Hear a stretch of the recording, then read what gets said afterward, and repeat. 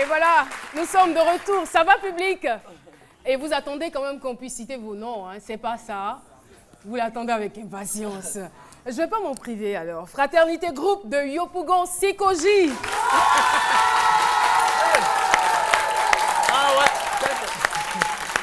La présidente se nomme Safiatou Koulibaly et nous voulons aussi saluer l'agence Pro d'Afache. Agence Pro d'Afache. La présidente, c'est Ruth Conan, très belle. Nzi Kofi Narcisse, DG du Centre international d'impact et de leadership. Eh bien, nous saluons aussi le collège... Pardon? Le collège Anador d'Abobo.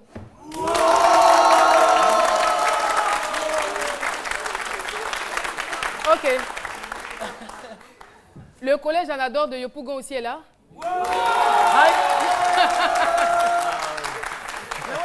Très intéressant. Eh bien, c'est le temps de retrouver Méliane. Méliane, c'est les TIC aujourd'hui, donc tu as la parole, tout simplement.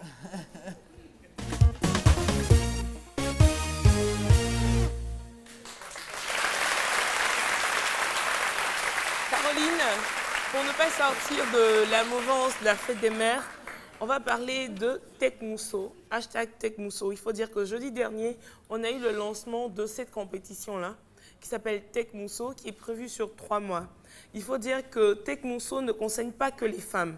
La notion du genre et celle de l'équité, de l'égalité change tout avec Tekmousso. C'est vrai que la technologie peut aider dans différentes solutions, mais Tekmousso vient même pour révolutionner le domaine des femmes, mais aussi aider à avoir certaines statistiques et certaines données au niveau des femmes. Donc le concours était lancé, les personnes devaient s'inscrire par groupe de 3. Il devait avoir pour objectif de donner des éléments capables de résoudre des problèmes en rapport avec la femme. Et les différents domaines qui étaient visés étaient la santé, la technologie, l'environnement, tout ce qui concerne les femmes. Et on a eu 40 groupes qui se sont inscrits. Et des 40 groupes, on a eu, au quart de finale, 80, excusez-moi. Il y avait 80 groupes inscrits. Après, on a eu 40. Et là, en ce moment, on a 20 groupes qui sont en quart de finale, oui. Et il faut dire que ces groupes-là sont formés, sont instruits à tout moment. Donc, ils ont des modules de formation pour développer leurs différents projets. Et à la fin, on aura les résultats. Il faut dire que les lots ne sont pas négligeables. Le gagnant, le premier, va partir avec un montant de 10 000 $. Le deuxième, 5 000 $. Le troisième, 3 000 $. Du 4e au 10e, ils vont repartir chacun avec 1 000 $. Il faut noter aussi il y a une excellente collaboration entre le MCC, la Fondation Web, Data 2X, le ministère et l'INS Compendium et le CAIDP. Il faut dire que c'est la même qui parraine cet événement et qui aide à la réalisation de cet événement est notre très chère Tata qu'on a reçue ici, Madame le ministre Ephrasie Yao. Et ça, c'est à acclamer.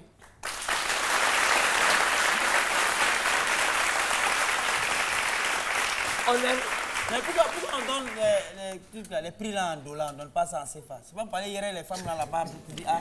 Non, Philo, c'est pas pour aller hier les femmes. C'est juste une estimation et c'est donné justement par une fondation américaine en rapport avec Hillary Clinton. Donc il faut dire que c'est vraiment à encourager. Les résultats seront proclamés en juillet, mais déjà le 26, on a eu l'occasion d'assister au lancement.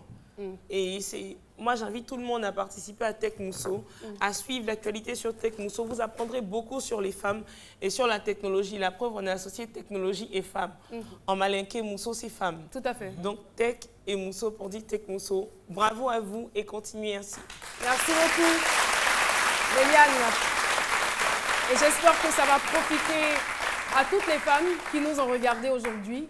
Et puis bon, voilà, vous aurez peut-être de plus amples informations sur la page Facebook de l'émission et sur la page de Méliane Cuny. Et voilà, cela fait maintenant 30 minutes que nous sommes au stade Félix Houphouët-Boigny. Bonnie Wilfried qui va faire maintenant l'aile de Pipistrel. On espère qu'il va sortir la Côte d'Ivoire de cette situation difficultueuse dans laquelle elle s'est embourbée. Mesdames et messieurs, nous recevons tout de suite Ricardo Zama. Ricardo Zama est notre invité surprise. Il est journaliste à RTL Sport. et chef de service autonome des sports télé, Ricardo Zama, l'homme aux expressions rares. Et bientôt, on aura le Zamarous. Bienvenue sur notre plateau. Merci à vous, Caroline, vous êtes très inspirée. Oui, bien évidemment, et c'est vous qui m'avez inspiré de la sorte. Alors, avec vous, on va parler aujourd'hui de l'épopée du football ivoirien. Bien sûr.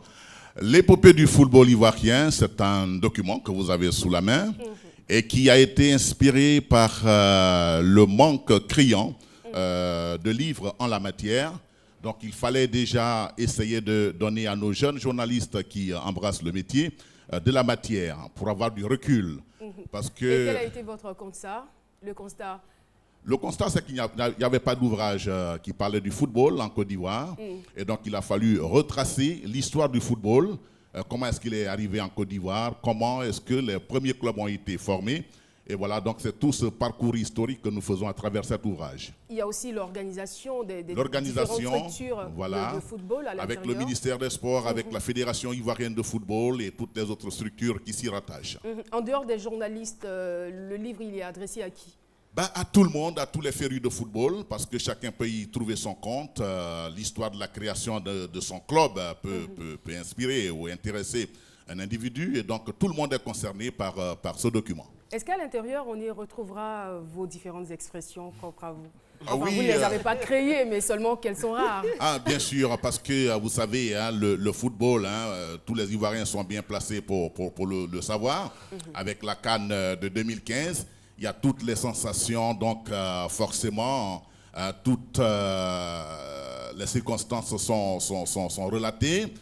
Quand il y a une atmosphère sépulcrale ou... Fort. Et donc... une atmosphère sépulcrale. Oui. Alors, DDF doit absolument poser une question. Ce serait un crime de ne pas le faire. Ce genre d'ouvrage exige forcément un énorme travail de recherche, de sélection, de tri de l'information pour avoir une crédibilité avec des dates précises et tout ça, j'imagine. Alors, quelles ont été vos sources?